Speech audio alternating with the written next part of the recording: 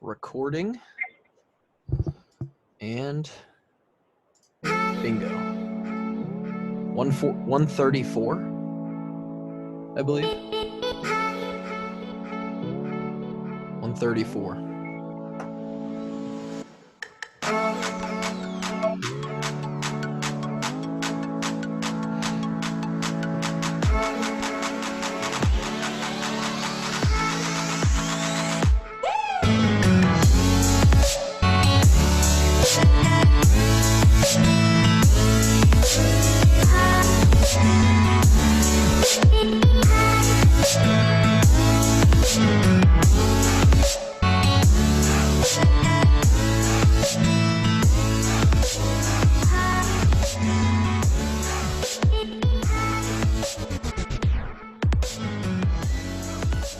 Welcome back, Washed Up Walkons fans, episode 134 of the podcast.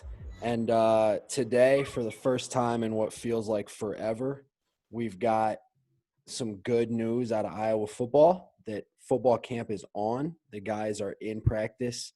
They're getting the work in. And this is the closest that I've felt to being able to see football in what feels like years. This is a big moment. We need everything to go well and the coronavirus to stay out of Iowa City. And, man, I'm excited, even though camp sucks, but at least the Hawks are back in it. And we're really close to Iowa football, so let's start this thing off. Kevin, do we have you? I don't know if Kevin's there. He's on a phone. Kevin, it's that Striker company. They are just working him like a plow horse, and but Kevin likes to work. He's talking about me? Yeah, we're talking about you. Well, hey, what's wrong with working, man? I know you guys don't really know a whole lot about that, but it's good. It's good stuff, man. Hey, and to each their own. Really. Kevin's calling in. He is coming back from Chicago, I assume, right, Kev? Not Chicago. Iowans are banned from Chicago, or you have to quarantine. I was in Burr Ridge this weekend. Burr Ridge, but wherever. Yeah, I was up. Yeah. Okay. Yeah. 25 minutes southwest of Okay. Chicago. Cool. So if he's a little lighter, I'm not sure how the volume will be, but if he sounds a little lighter, he's on the phone coming back and driving straight into work, because again, he's the grinder. He's the Gruden grinder of this podcast. And Drake and I really just sit at home and enjoy life. Just call us the stay-at-home dads. Drake's a pet dad, at least. But yeah, so the Hawks are in camp. We got a Snapchat from B. Ross, who was driving by the Marriott, or he was out there for some reason, said he was happy that he was not in the hotel this year. And that is probably the one thing that most guys are really happy about once they're done playing football, is there's no more camp. No more summer camp. The Hawk Instagram page put up a post that was like the best type of camping, fall camp or something like that. And that's a total lie, because I don't even like camping outdoors at all, but I like it way more than I like fall camp. Fall camp. Yeah, fall camp's a rough one, boys. We know how Kevin feels about it. He's talked about it. He's talked about it multiple times, and I feel like the reason that is because it's this, like, I don't know, what's the psychology on that? Like, it's your only escape from the actual complex, and like, but your life is so 24/7 football during that time that it gets roped in with the monotony and the shittiness of camp, and it's just all combines into one. Like, what do you guys think about that? I don't know, isolated. Being isolated, it's just your body just gets worked to shit, and you don't have like a whole lot of free time. Like, any free time you have, you're either eating or sleeping. Like, there's no like, it's mentally exhausting. It's just as mentally exhausting as it is physically. Yeah. But what's the reason that the hotel gets the bad rap? Like, just because you never go there for anything else. Like, we don't go there for happy times. Coach Ferentz doesn't order 50 pizzas and go say, hey, go stay in the Marriott this weekend. You can order as much room service as you want. That would be you know what I'm saying? The restaurants around Okay. the Marriott are all on Black Card. You guys just go have a hell of a time. We'll pick you up at 8 for a movie. Like, that doesn't happen.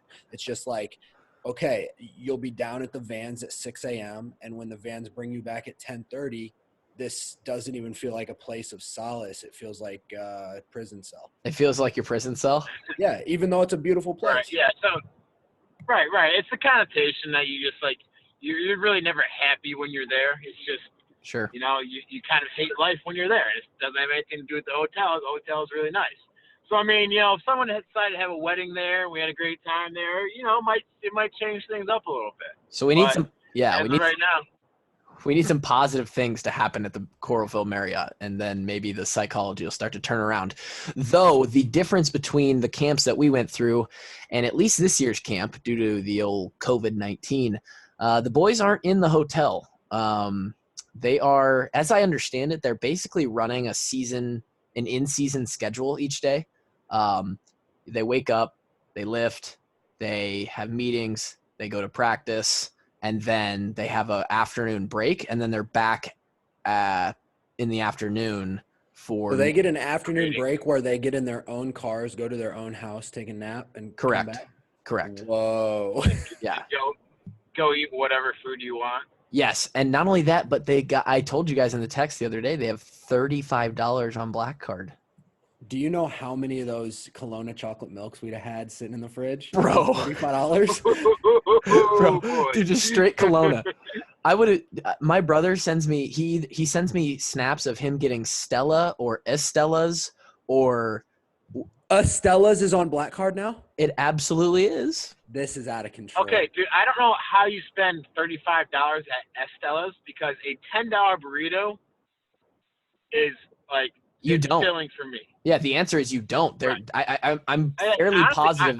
I don't know how to spend 35 Black Card dollars a day. I don't know. Dude, how. Yeah, when I went to, so you guys know, when I went to Stella, not Estella, but Stella, for 27 straight Black Cards or something during the in-season or whatever, just like a maniac, I would get the Page chicken sandwich and the wings. So the wings appetizer and the chicken sandwich, and it came out to like 21 and change. And how many things of ranch did you get with your wings?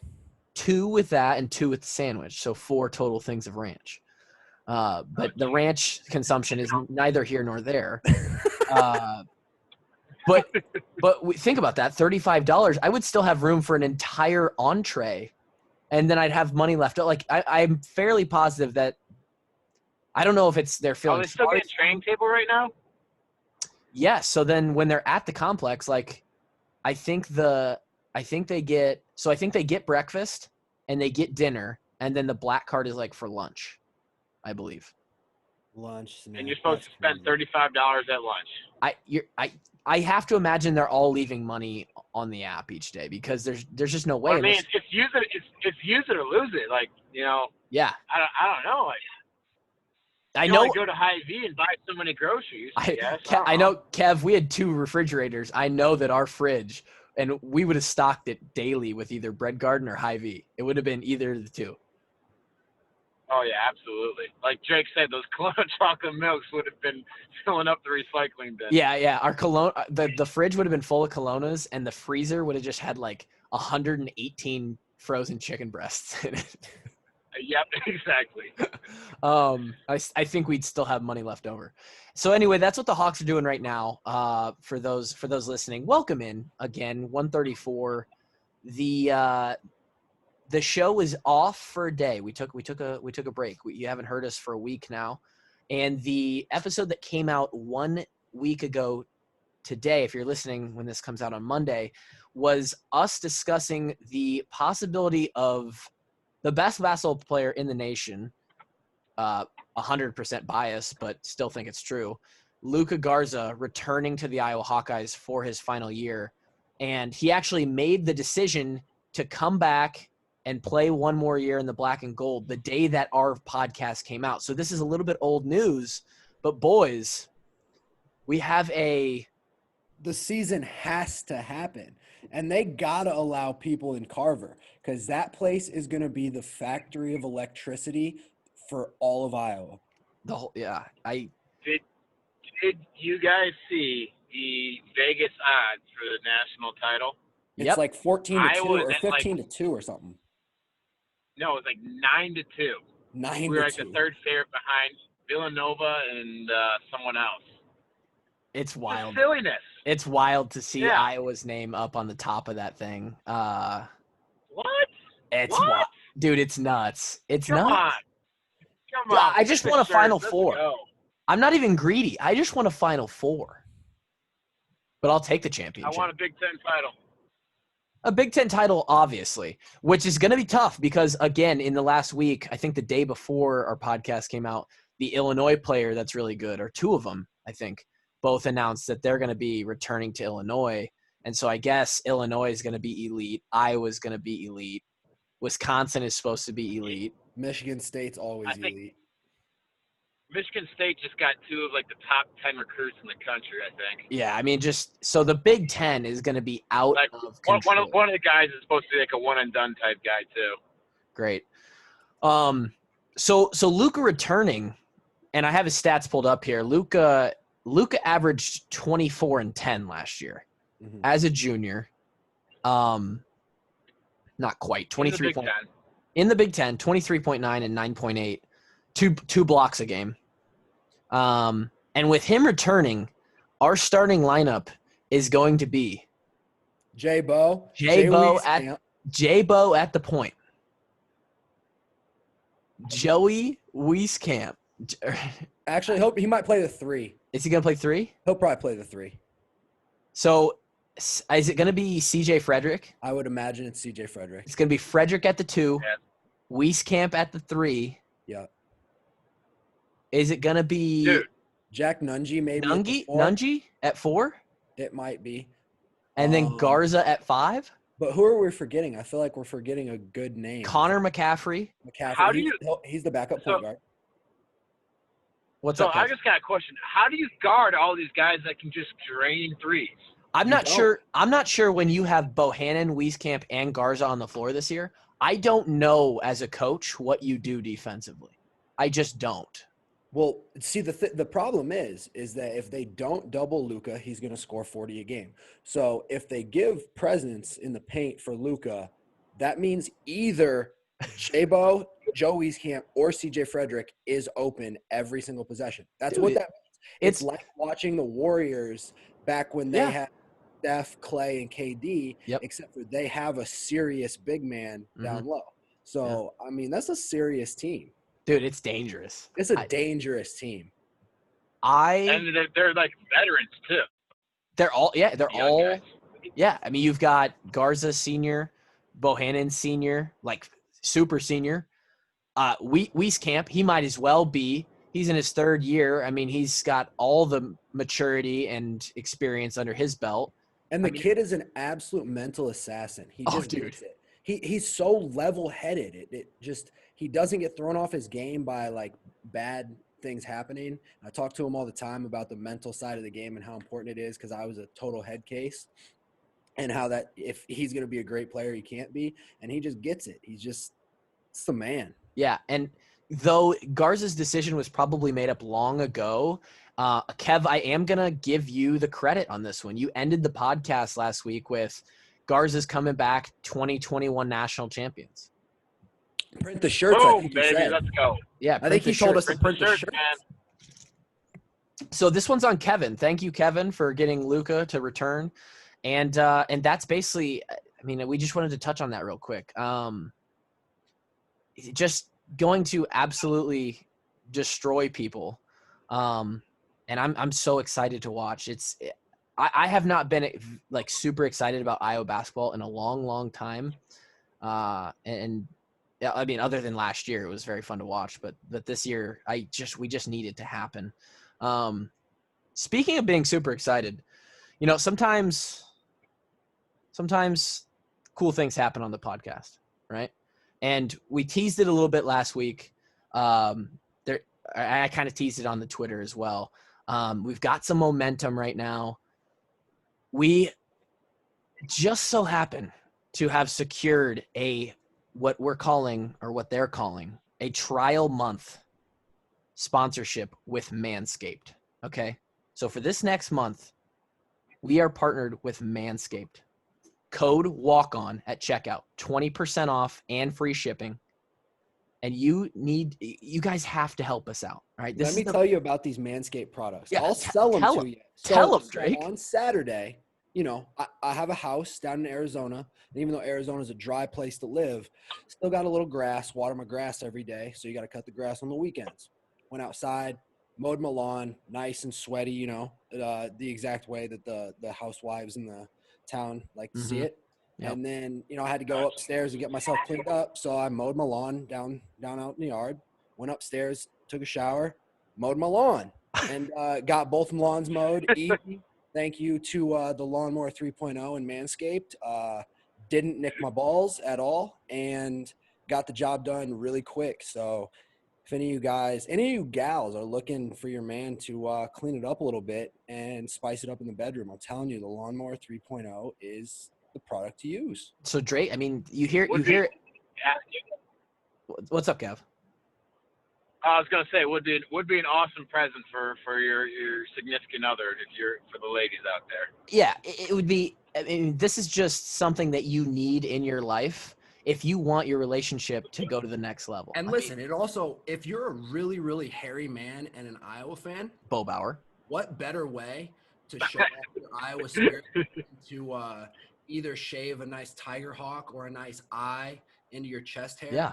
The Lawnmower 3.0 is the perfect tool. Yeah, this thing could take your fandom to the next level.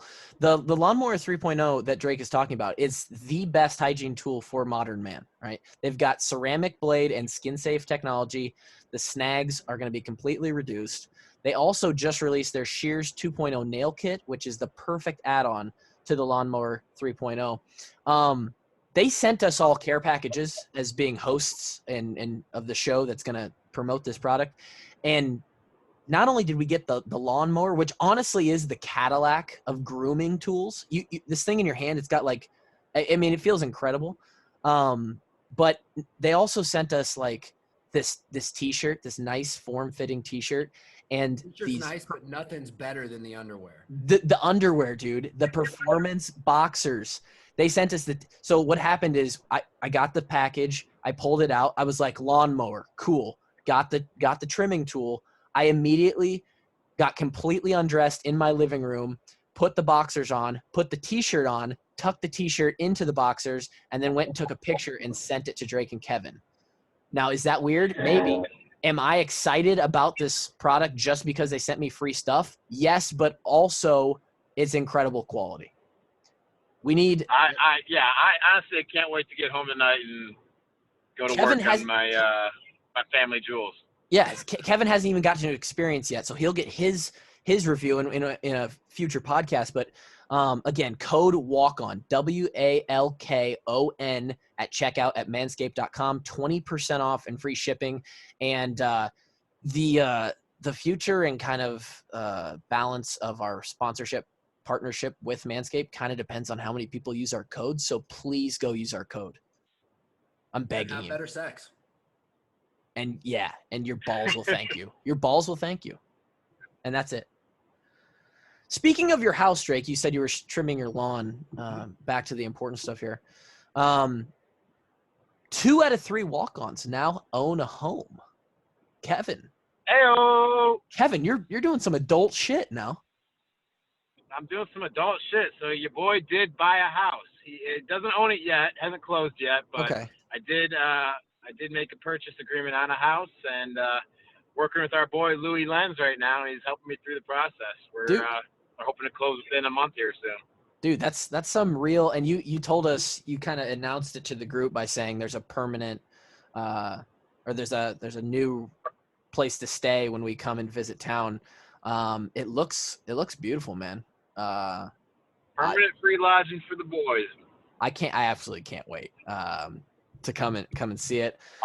It's a lot of space. Oh, yeah, me too, man. It's a lot of space for a single man.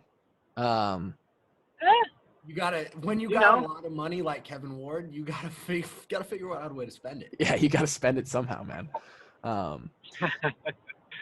Yeah, So- man, I'm excited. I'm excited to have you guys there at some point. And we'll just go and tear burn it down down. Iowa City like we used to. Burn it down.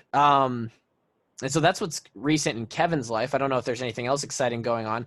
I just got back from the lake, which is why we did have an off Thursday. We didn't have an episode Thursday. It was down at Lake of the Ozark. Awesome. Being at the lake is great. On the boat almost every day, just chilling, relaxing. Drake, is there anything else happening in your life that's fun to catch up on? Or To be honest, man, not a thing. I'm waiting for the state of Arizona to open back up. We're Okay. still on like a mask order. There's nothing to do. Okay.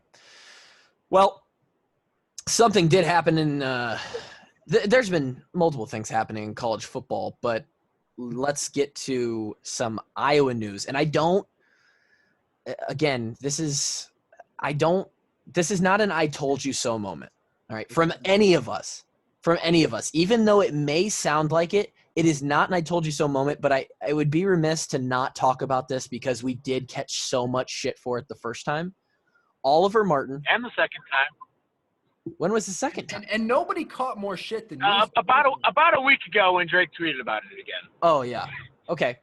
Well, that was mostly Drake. I mean, I think we were pretty free from the slack on that one. But Oliver Martin, 4-star receiver out of high school, chose Michigan initially for college, decided to transfer a year ago about a year ago this time. Just over a year ago. Yeah. Just over a year ago in the summer, ended up choosing Iowa, the Hawks, coming back to Iowa City, his hometown. And there, it was a hot topic. It was a really hot topic, just spicy jalapeno chili pepper hot topic. They had me stuck on a skewer like a hog. They were roasting me over a fire. Yeah. And so we did a podcast about it. Drake had some strong feelings about going away and not choosing the hometown Hawks and then coming back to them and how he felt about that. Kevin and I also had some opinions. But there was a lot of people who were like, you know, kind of rubbing up on the Oliver Martin train and saying, oh my gosh, we're so lucky to have him. And I think the point that I and Kevin and really Drake wanted to get across to when we first took all that shit was that, you know, it's not always so smooth. It's not like a 4-star just transfers in and things are so easy, right? And he's now transferred out of the University of Iowa. He's no longer a Hawkeye. And I have some inside sources, and read some of that in a second. But I do want to replay the clip of what I said personally about 14 months ago when and I can't thank Kluver enough for playing this clip because it's going to take a little bit of the heat off your boy. Well, it just kind of, you know, everybody thought he was going to come in and he was the savior, right? And I was a little brash in the statement. You know, we were having a good time. We kind of, you know, I could have been a little bit more mature in the way I presented this. But here's the general statement. I'll play it for you right here.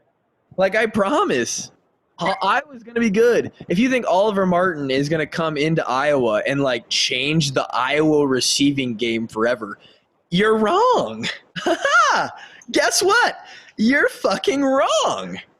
Because I can guarantee you he's not any more athletic than Brandon Smith is.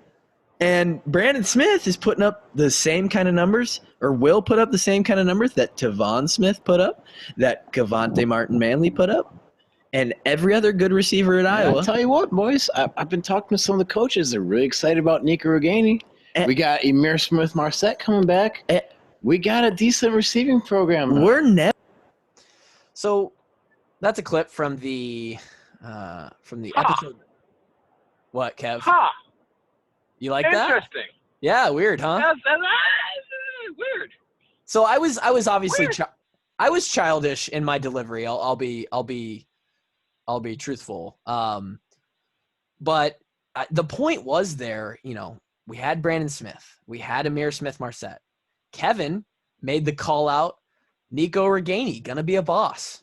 And what do you know? Those three come in 2019. There are three main receivers, and they produce. And then we had Tyrone step up as well as a fourth. And, yeah, he had a big year too. And so you know, it's not an I told you so moment. I just when you guys, we shouldn't, there's no reason for us to like display our legitimacy. Like, hey, we know how things kind of work in the program. It's just really tough. It's really tough for some guy to walk into a program, especially in the situation that Oliver Martin was in, and just all of a sudden be the guy. And I think a lot of people were like, thought that was going to be the case. I can understand people rooting for him, hometown kid. They want him to come back and, be the hometown hero. I can understand that. And at the end, what, we wanted him to be good. We wanted him to be a superstar. I mean, that would have been awesome. But at the end of that podcast, at the end of that podcast, if you go and listen to it, we actually say, Drake goes, I hope if he catches 10 touchdowns, I'll apologize for what I said. And I was like, I hope he does. I hope he goes off and catches a touchdown per game and goes for 80 yards. We were all very hopeful that he would be a contributor. It just didn't work out that way. And now I've heard reports that he's going to be a Husker. All I can say, this is what I'm going to say as my final piece on this, is that people were mad at me a year ago, and people are still mad at me because I made fun of the kid on Twitter. And I'll tell you what, if quitting on 2 teams in succession in 1 calendar year does not warrant getting made fun of for being nutless, then this PC snowflake culture just isn't for me. At this point, when you do it twice in a calendar year, in the kind of situation, there's a pattern. It's like pattern. I could see it as and I go back to that podcast, episode 30, June of last year. I said, you know what? Who knows what it is? And I actually heard reports from guys on the team last year that got to know Oliver a little bit, and he wouldn't even go into the details of why he left Michigan with them. It was like kind of a deeper thing. So I'm not even so sure it was a playing time thing at Michigan. Because I think he was going to get some snaps if he stayed there. I think there was like some relationship issues or something went down. But then you come to Iowa, and let's be honest. Like we have an incredible receiving core right now. We have 4 incredible receivers. In an offense that it's hard for 2 guys to really, really succeed at the type of level that other receivers are producing at some other schools. And I just think, he just didn't have enough momentum. It's hard to go in a year, win a spot. And I'm not going to name any names, but I talked to some guys, and some of the stuff we speculated on, like him not being just a guy who's just gritty and wants to go grind it out and compete, and just some of that was echoed by a couple of the guys I talked to. One person said he just really didn't do anything. He was very quiet. He was a nice kid, great kid. Everybody liked him. But when he would go out on the weekend, go. I was going to say, I don't really hear anyone say anything bad about him. Nothing bad about him. Great kid, they said. Just a little different. Said he didn't really have a lot of, like really good friends on the team that he would like go out with on the weekends. Someone said, let me find it here. He just liked college a little bit too much, and that football wasn't the number one dead stop priority in his life. This is stuff that I heard from some people I talked to. That wouldn't be the first guy wouldn't be the first guy for whom that was true. Yeah. I mean, it happens. Like another guy said, just didn't really care about football that much. So it just is what it is. Like, and that's, I really do. I'm not, maybe Drake doesn't, but I really hope that he goes and finds a career, because I think he is a really talented athlete. Like he was a stud in high school, and I think he's got a good frame. And I think if he finds a spot And what I heard was he potentially could go to Nebraska. And if he ends up at if he goes to Nebraska, he can kick. To quote Drake Kulik, he can kick rocks. If this kid ends up in Nebraska, listen to me. it's kind of the perfect ending to the story. If this kid ends up in Nebraska, I hope that he finds the absolute crown of Kayvon Merriweather's helmet right into his chin. And I hope he's just laid the fuck out so he can think about all the dumb shit he did to the Hawks. I personally, and that's Drake's take, I hope the best for him. I hope he finds somewhere to play, and I don't wish Other than Nebraska. It is going to be fun to kind of do the whole shit talking back and forth if he goes to Nebraska, but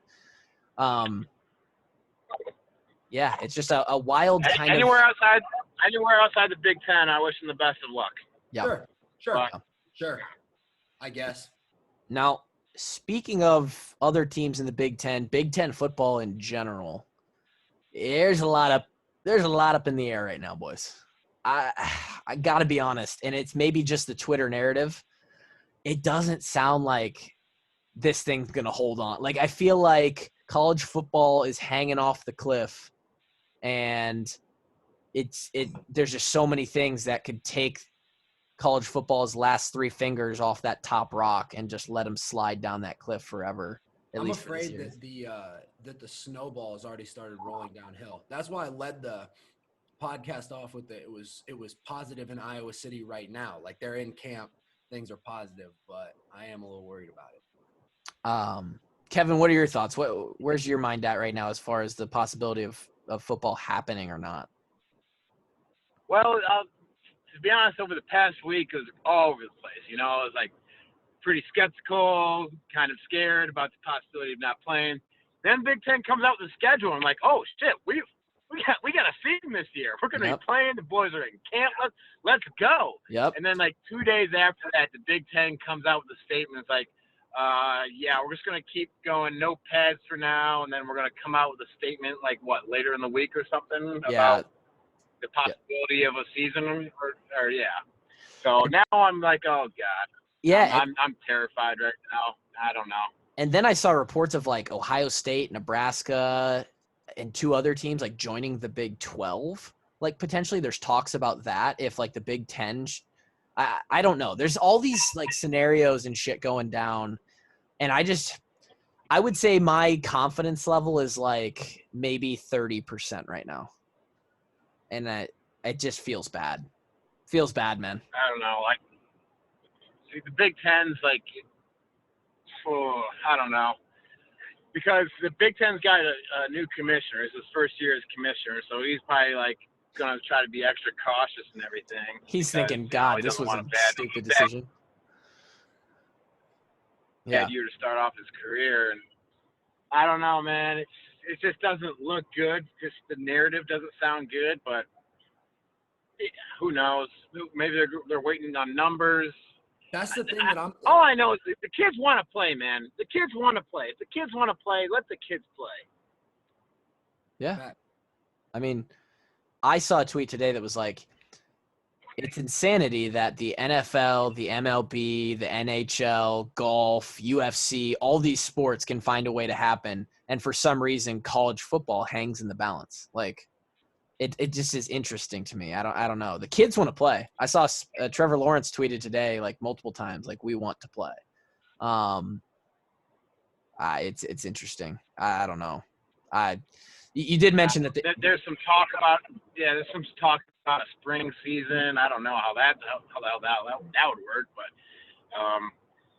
I don't know.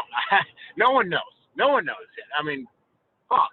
What's going on? Yeah, at the wild chance that the season actually goes as currently planned right now, you did mention the schedule that the Big Ten came out with. It's a 10-game conference-only schedule, and Iowa draws Maryland from across the pond. The pond being the conference. Might as well be across the pond. For their home opener, and the schedule got reshifted around. I want to touch on a couple aspects. Very front loaded with a momentous kind of schedule where the Hawks could start 6-0. Like, for just the average fan who like is like, oh, they should beat this team, they shouldn't beat this team. it looks like they could go, maybe 7-3, start 6-0, and then finish 1-3. We've got Maryland to open up, Purdue the next week at Purdue. Purdue without Rondell Moore. Yeah, and we're gonna get to that too because we've got some opt-outs in the Big Ten that are huge, and 2 of them happen in week 2. Rondell Moore has opted out. He's potentially the best athlete in the Big Ten. He's potentially the best athlete in the country. I mean, he's just he is the electric factory as far as playmakers go, and he's their he was their guy, and he's now gone. So that's a huge hit to Purdue. I definitely, if Iowa didn't have the edge already, they've definitely got it now. The next week, Iowa on the 19th of September would travel to Minnesota, where Rashad Bateman, their best receiver, has also, as Rondell Moore did, opted out of this first-round pick. Yep. And so if Iowa didn't have it, a lot of people were actually giving that one to Minnesota. Stop it. They've been giving it to Minnesota for like 5 years in a row because they beat us in 2014 and they hate Iowa, dude. Right. We've got these guys. We've got the trophy in our building since I can remember. Yeah, since I was born. If Iowa probably gets a little bit more on the edge there. It's that's probably a pick 'em. And then the old 12th game of the year during our time at Iowa, Nebraska at Iowa, now happens on the day after my birthday, September 26th, the 4th game on the schedule. That's going to be weird, just playing Nebraska in the middle of the year. Do you think that favors – so you think that favors Nebraska or Iowa more? I actually think it favors Nebraska because I think Iowa's a team that we're going to say that we improve throughout the season? Yes, slight edge, exponential. You're either moving in the right direction and moving in the wrong direction, and by the end of the season, you're it's exponential, so it gets bigger and bigger. I feel like maybe, but at the same time, like under Scott Frost, Nebraska has not played sharp to start off the years. You're right. Nebraska hasn't been sharp since the 90s. Yeah, this is true. I still give that one to Iowa in Iowa City. Like I see. Honestly, beginning of the year, middle of the year, end of the year, I don't see it as any advantage for Nebraska. It's still Hawks by a million every single time we step on the floor with those bozos. That's true. 1,000,000%. That's game 4. Game 5, the Wildcats of Northwestern come to Kinnick, and then Iowa goes to Illinois on October 10th. Those are the first 6 games. All on the, other than Maryland, the opener, all on the west side of the conference. And realistically, if Iowa plays its game and nothing funky happens, they really could be 6-0, for sure 5-1. I think on paper, I think Vegas is going to have them 4-2 favored for at least 5 of those games. 5. Yep. And then after that Illinois game, they get a nice bye week before they go to Penn State. Going to be a tough game. Now, Penn State, another team that's been hit by an opt-out, Micah Parsons. He's a monster. And that's right, yeah. They're missing 110,000 people and their best defensive player. Big-time linebacker from Penn State. The dude is a monster. And you're right. That Happy Valley, that is a serious factor when it comes to – that's the most serious that I think I've ever seen. So no fans at Penn State. Are we going to talk about the edge that Rutgers and Purdue have, that there's not going to be any fans? I mean, they're very used to this type of environment. Is Rutgers the favorite to win the Big Ten now? Who knows? They probably are. They should be. Are. We gotta throw champagne in there because Illinois definitely has a chance to win the entire thing. They're used to playing with 7,216 people. And half of which were cheering for the other team anyways. Yeah, so Iowa gets that nice bye week after the first 6 games. They play Penn State. Then they have Michigan State at home, which that's a win. Like, if Iowa can't beat Michigan State at home. Yeah. Especially so Michigan State's got a new coaching staff. Coaching staff. They didn't have spring ball. Like, I can't imagine what type of product Michigan State's going to be able to put on the field this year. Yeah, and so then we have another bye week. So we actually have bye week at Penn State, home versus Michigan State, another bye week.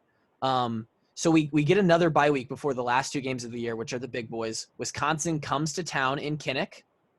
hey, if you want it in Kinnick or Camp Randall, you take it in Kinnick, and then we finish at Ohio State. I mean, we all know how that one ended last time. But those are the two big boys at the end of the schedule. I really like the schedule. I said it on Twitter. Man, you can't. Wisconsin's coming to Iowa City, correct? Yes. Yep. That might be for the West. It might be for the West. That's for the West. That's I probably. mean, Wisconsin's got a cupcake schedule. I don't know if you guys have seen it. Yeah, no, they got Rutgers, Maryland, Indiana, and Michigan State. Or no, yeah, they got Rutgers. They got the 3 cupcakes of the East plus Michigan State, who has now turned into basically like a pound cake. It's a little firmer. It's not quite a cupcake. I mean, Indiana's better than Michigan State, I'd say. Right, at this point. Indiana's got a solid team, I think, actually. Yeah, so they avoid Michigan, Ohio State, and Penn State, which is, I mean, I don't know if Barry Alvarez was making the schedules himself. Barry Alvarez is greasing some palms over there somehow. He's sliding cheese curds to somebody. I don't know. My dad was always adamant that they were pumping fake crowd noise into the stadium when we were on offense, and now they got Barry Alvarez writing the schedules for the Big Ten commissioner. Yeah, and bribing people with pounds of cheese curds. It's unbelievable what this new commissioner of the Big Ten is allowing, and I will not stand for it. Either that, or I would also like to be bribed. I'll do a Wisconsin podcast if you give me enough cheese curds. It's essentially that simple. But yeah, that's the schedule. And you know, it's hard to really. I saw this was hilarious. Someone came out with bowl projections. I mean, are you fucking kidding me? Like bowl projections? I read somewhere that said that the Bulls are dying to make the Bulls happen. Like, oh, absolutely, because they make so much money during bowl season. Yeah, it's all a money thing. If there's one golden hope through this whole thing, it's that the NCAA, it runs their veins pump dollar signs, and that's the only thing they run on. And so they're going to find a way to make this happen if they can. I absolutely agree. Right. That's the saving grace, is that they're so freaking greedy that Yeah. Well, I mean, it's not just the NCAA, man. You got to Every think university. these universities need this money. Like, they count on this money every year. Yeah, Yeah. it's going to You see some there's some teams that are cutting sports because they know like their athletic programs are going to hemorrhage money this year. Yeah, they're going to have to shut down like a ton of sports for like 2-3 years. Right. For the schools that make a shit ton of money through athletics, like that funds a lot of other stuff at the schools. It's not good. And you know, like they're already cutting tuition because they're going to be half in classes. So like, if there's anything that's keeping the idea of college football afloat, it's that the universities need the cash. Yeah, 100%. Funny that them being so greedy might be the one saving grace. Just give it just 1 year, have it be a positive. So hard to speculate on those schedules. Again, at surface level, like the average fan can say, oh, they should go 7-3, but who knows, especially once the season starts, who has who, how COVID is affecting everything. The one thing I do want to get into is this whole idea of the opt-out for the guys who, you know, Parsons, Bateman, Rondell Moore. What are your guys' opinions on them, a player in their position, clear NFL draft pick this year or this upcoming year in 2021, and, you know, this season there's so much up in the air, so much question. And even if we do have a season, you know, those who aren't just in it for the love of true college football and like whatever we can get done, it kind of seems like this season with an asterisk by it. Is it like, what are your opinions on those guys opting out? I think honestly at this point, if you're in that spot, it makes a lot of sense. I think that there's only a few guys who really should be thinking about it for the monetary reasons. Rondell Moore being one of them. For sure. For sure. But like, guys have had the option to not play a year and then just go to the draft. Like, that's been happening. Guys don't play games. That's happened too. We've already said we don't really love that, but this is just the only situation that is so unprecedented that none of us ever thought about it. It's like, you know, if somebody doesn't want to mess around with the uncertainty and all that BS, and they just want to go get themselves ready to go get their money, I can hardly blame them in this one instance. Yeah, I think it's this one. Kevin, what do you think about it? I mean, like, yeah, this year is completely different from any other year. Yeah. You know, we've talked about skipping bowl games. Don't love it. Oh, where'd he go? You know, we talked about when was it not Joey Bosa, but Nick Bosa just called it quits after half a season. Yeah. What was it? Didn't love it. You know, it turned out great for him. Sure did. But